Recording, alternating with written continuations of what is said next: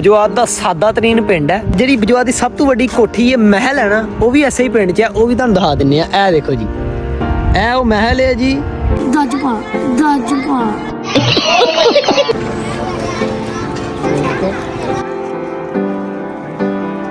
अस्सलाम वालेकुम व्यूअर्स, कैसे हैं आप? खैरियत से हैं? और मैं भी खैरियत से हूं। मैं हूं अब्दुल वहाब इशफाक और आप देख रहे हैं हमारा यूट्यूब चैनल बजवात फूड सीक्रेट्स। अल्लाह ताला के रहमत करम फजल और उसके शुक्र के साथ आज का व्लॉग करते हैं जी शुरू। आज जी हम एक सादा गांव में जा रहे हैं, इंतहाई सादा गांव है, पर उधर जो कोठियाँ हैं वो बहुत बड़ी बड़ी हैं। वहाँ पर एक वलीमा अटेंड करना है हमने, और साथ में शान भाई हैं और साथ मैं। अभी हम लोग जा रहे हैं वलीमे पर। ये सारा सीधा ट्रैक जाएगा हमारा वलीमे पर। और आज आपको दिखाते हैं कि सिंपल सादे गांव में, इंतहाई सादा गांव है बजवात का, बिपड़ियों का डेरा उसका नाम है। तो वहाँ पर क्या क्या डिशेस होती हैं तो आपको दिखाते हैं कैसे जो है ना वलीमा होता है सादा गांव का बजवात के।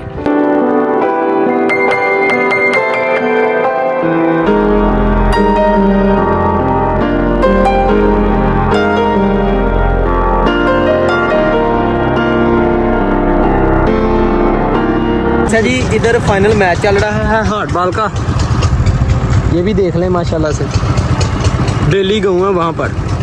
बजवात दा सादा तरीन पिंड है, ठीक हो गया, असीं उत्थे पुज गए हैं। पिछे सादा तरीन पिंड है। तो जिहड़ी बजवात दी सब तो वड्डी कोठी है महल है ना, वो भी ऐसे ही पिंड च है। वो भी तुहानूं दिखा दिन्ने आ। ए देखो जी, ए वो महल है जी। इस घर से, इस महल से अंदाज़ा लगाएं कि कितना महंगा है, कितने पैसे इस महल में लगे हुए हैं। और ये बजवात का सबसे सादा गाँव है। किसी दौर में सबसे सादा था, अभी तो मैं कहना मॉडर्न हो गया शान साहब हैं। मॉडर्न अभी तो बहुत मॉडर्न हो गया जी। शाना जी काफ़ी तरक्की की है बंदे ने, कमाल दा महल पाया। ਅਸੀਂ उस पिंड च पुज गए जिथे वलीमा है।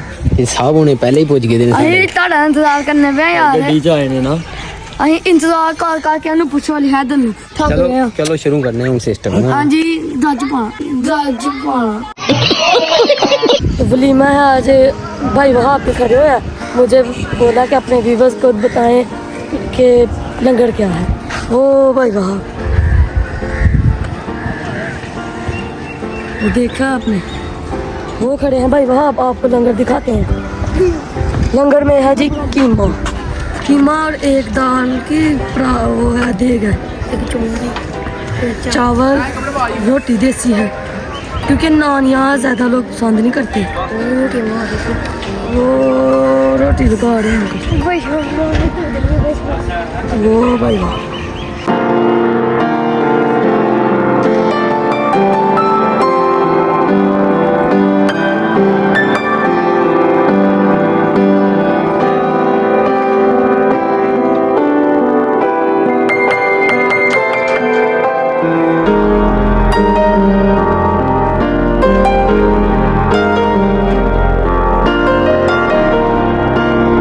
दरिया चनाब है, उस साइड पर तो हमने जाना ही नहीं। ये हमारे भाई अवैस हैं, जिसको लंबड़ कहा जाता है। लंबड़ कहा जाता है ना, लंबड़ी।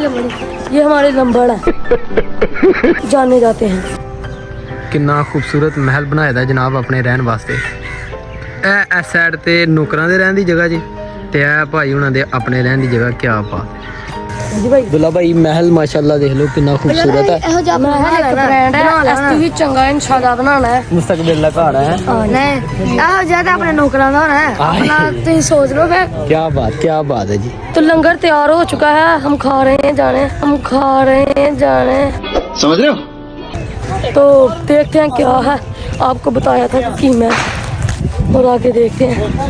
दाल भी होगी, क्या ख्याल है भाई? वाह यार, पूरा लंगर होएगा कि आया दसने अपने व्यूअर ਨੂੰ ਵੀ को पता सुना लगे। देखो कोपा ब्रांडेड कोपा बना रहे हैं। मर जा अद्धा मर जा भैया।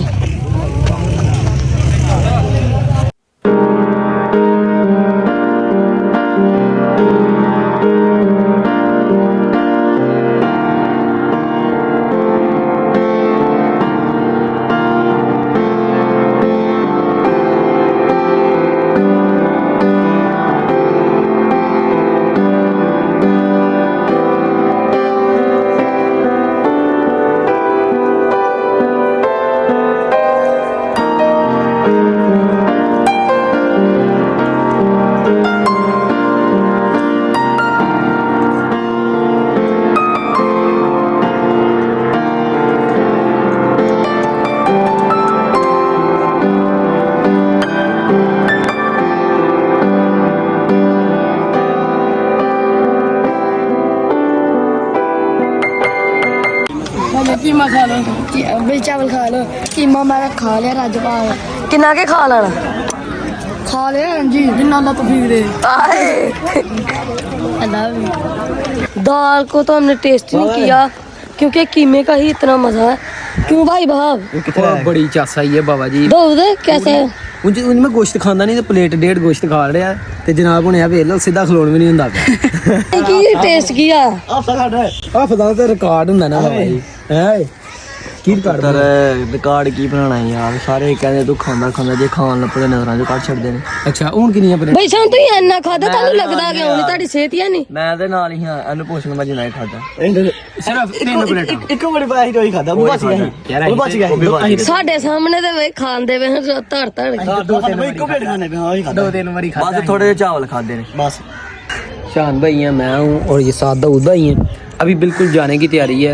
जो अपना वलीमे का फंक्शन था वो अटेंड कर लिया वो। ठीक है दाऊद भाई, अभी हम निकलने लगे हैं थोड़ी देर।